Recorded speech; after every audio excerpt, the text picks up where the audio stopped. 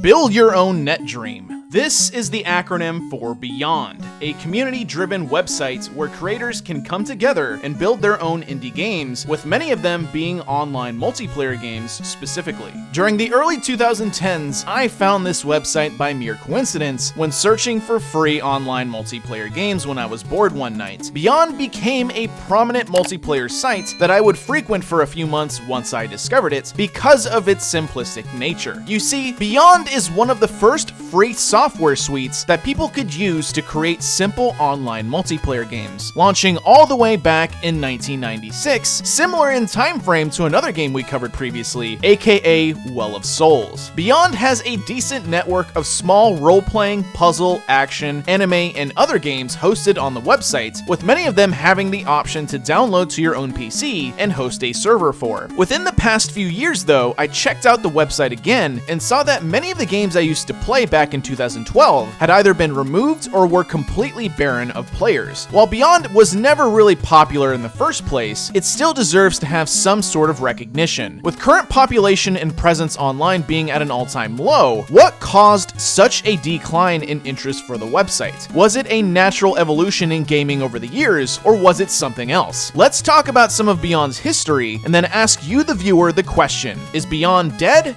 or alive?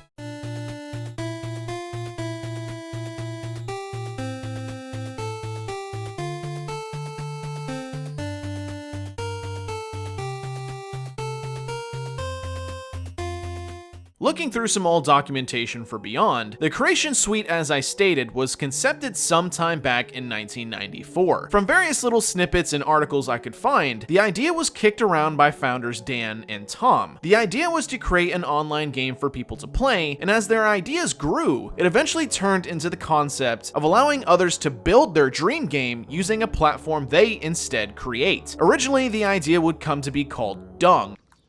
That's nasty.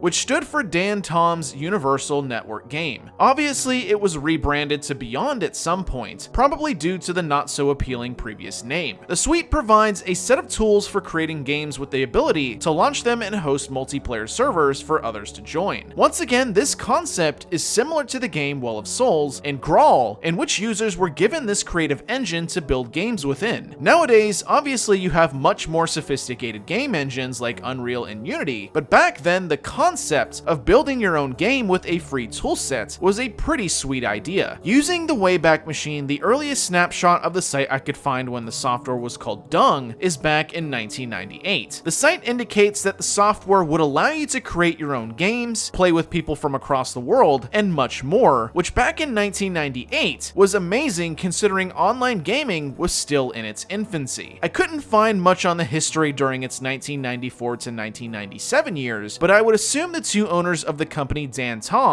and Tom, were still creating the software during that time. Eventually, DUNG What kind of stupid name is that? would get renamed to its current title, Byond, which stands for Build Your Own Net Dream, sometime in 2000. From here on, the site would continue to release updates and have users release games, which usually consisted of small little online role-playing games. In 2003 though, Byond would have its first major popular title, Space Station 13. Space Station 13 would be notable due to the sheer amount of flexibility the game had within the Byond engine. Prior to SS13, most games were very simple, but this game showed that much more could be done within the engine. Eventually, more titles would come to be released. Most notably though, anime titles were probably the most prominent. These would bring in the roleplay crowd for fans who wanted to have worlds where they could explore titles like Dragon Ball Z, Naruto, and One Piece. Of course, the games were still very primitive. After all, the engine was made in the late 90s, so it could only go so far. According to Dan Bradley's LinkedIn profile, if this is the real Dan Bradley, it stated that Dan left the company sometime in 2002 to pursue other ventures. An interview conducted sometime in 2010 does give some indication that he left on good terms and that him and Tom still conversed about the Byond project, and during his leave, Tom would go to add a few developers to the company to help further develop Byond, like Lumix Jr. and Nadru. Unfortunately, there isn't much documentation past this in terms of Byond, but it is still being updated to this day, with the current latest released version being 5.13 5.13.1542 and a beta version 5.14.1551 still being tested. So if the game engine is still being updated in 2021 and Space Station 13 still has a decent amount of players, why is the site considered dead nowadays, or at least not as popular as it once was? Well, let's hop back to the time I discovered Byond, which is in the early 2010s. During that time, the site had a few interesting titles besides Space Station 13. These games would be rips of NES and SNES ROMs with custom coding that allowed people to play those games online,